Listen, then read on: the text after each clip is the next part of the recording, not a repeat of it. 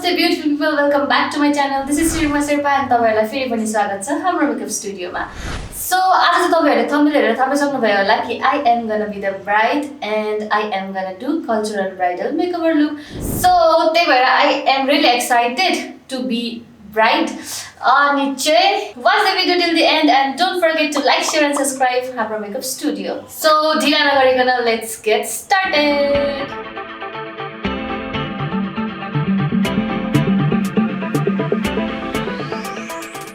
मैले चाहिँ मेरो स्किन अघि नै प्रिपेयर गरिसके मोइस्चराइजर सेरम अनि प्राइमर लगाएर सो अब चाहिँ आई एम गोना युज यो Maybelline को सुपर स्टे फाउन्डेसन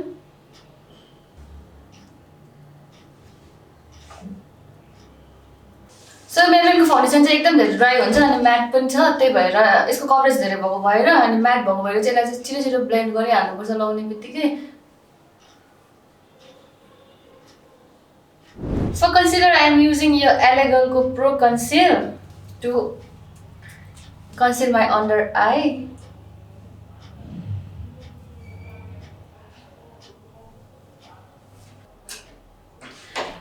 अनि under eye सँगसँगै चाहिँ अरु पनि सबै हाइलाइटेड पार्ट्स मा यसरी कन्सिल गर्दिछु.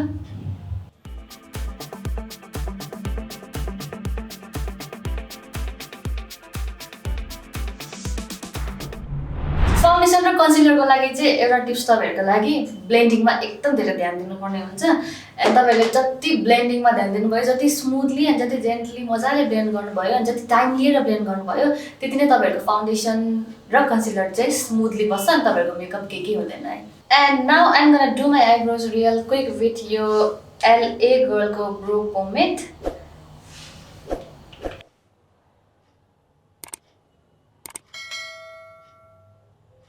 सो मैले चाहिँ मेरो आइब्रोज गरिसके.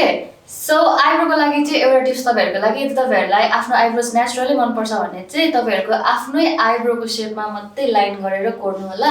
सो त्यो भयो भने चाहिँ नेचुरल खालको आइब्रोज देखिन्छ. और तपाईहरुलाई एक्सपेरिमेन्ट गर्न मन लाग्छ भने चाहिँ यु क्यान गो यताउति लाइनिङ गरेर आफ्नै शेप अनुसार बनाउन पनि सक्नुहुन्छ. अब चाहिँ पालो रहेको छ पाउडरको एन्ड पाउडरको लागि चाहिँ आई एम युजिङ यो RCMA को ट्रान्सलुसेन्ट पाउडर. सो यसलाई मैले यो पाउडर पफमा लिए एन्ड देन डाइरेक्टली फेसमा लाउनु भन्दा अगाडि चाहिँ यसरी यो ह्यान्डमा ड्याब गरेर एन्ड देन अनुहारमा यसरी ड्याबिङ मोसनमा लगाइदिने.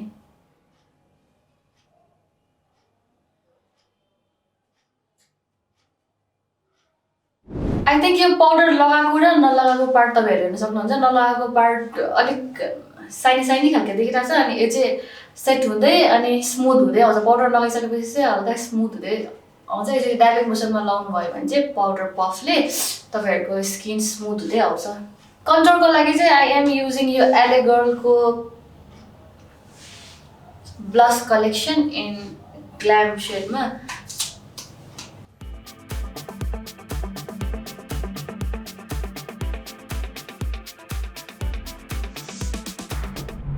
मेरो चाहिँ यो चिकबोन एकदम धेरै हेभी भएको भएर त्यति धेरै ठुलो चिकबोन छ त्यही भएर कन्टुर अलिकति हेभी गर्नुपर्ने हुन्छ. So I am gonna do त्यही. अनि यो मेरो ज लाइनहरु पनि शार्प छैन सो यसलाई पनि कन्टुर मजाले हेभी कन्ट्रोल गर्दैछु. सो ब्लसरको लागि पनि म यो अघिकै प्यालेट युज गर्दैछु. सो यो चाहिँ कन्टुर र ब्लस प्यालेटकै शेड हुन्छ यस्तो. So I am using the same palette यो ब्लसरको लागि पनि.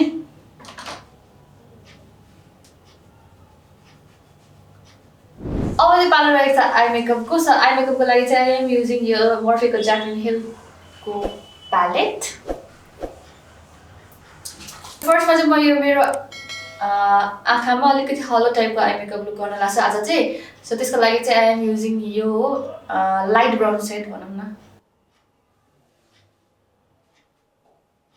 सो आई मेकअप चाहिँ मैले यो आई स्याडो चाहिँ यता र यता लगाएँ एन्ड देन यो यताको पार्ट चाहिँ ग्लिटरको लागि मैले यतिकै छोड्दैछु. सो अब चाहिँ यसलाई नै ब्लेन्ड गर्ने.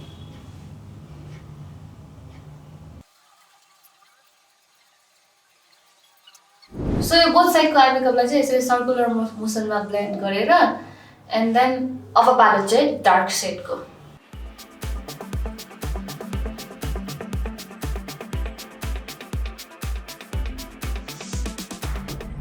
यसरी आई मेकअप तपाईहरुले माथि र तल सेम शेड लगाएर अनि ब्लेन्ड गर्नुभयो भने चाहिँ तपाईहरुको आँखा एकदम ठुलो देख्छ अनि आई मेकअप एकदम इन्हान्स गर्छ सो त्यही भएर I have done this and अब चाहिँ पालो रहेको छ ग्लिटरको सो ग्लिटर लाउनु भन्दा अगाडि चाहिँ म यो कन्सिलरले मेरो यो आँखाको लिडमा कन्सिल गर्छु एन्ड देन त्यसको माथि मात्रै म ग्लिटर टपिङ गर्छु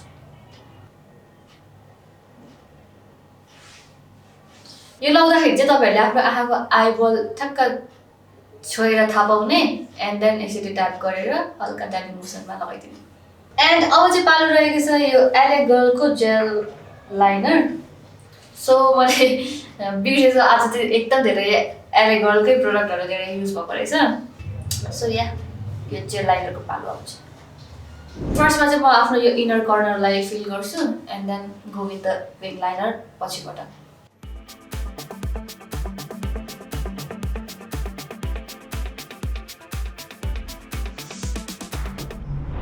I am done with my eye makeup and now अब चाहिँ पालो रहेको छ लिपस्टिक को so for lipstick I'm using यो Lashiaको long stay lipstick अनि त्यो भन्दा अगाडि चाहिँ म लिप बाम लगाउँछु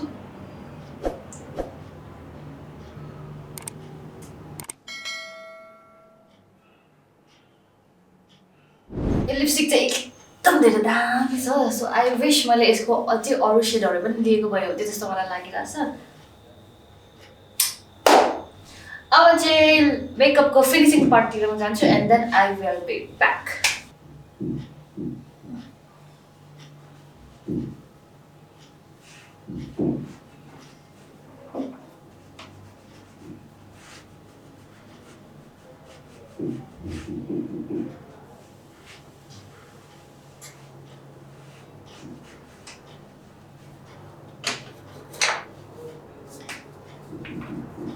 And last part is your setting spray.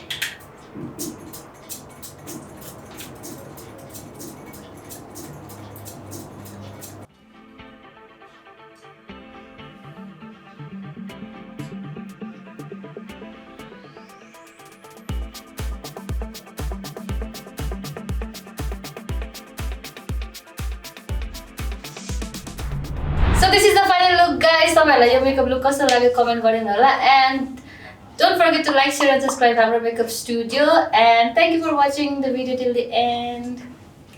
Bye bye until the next video.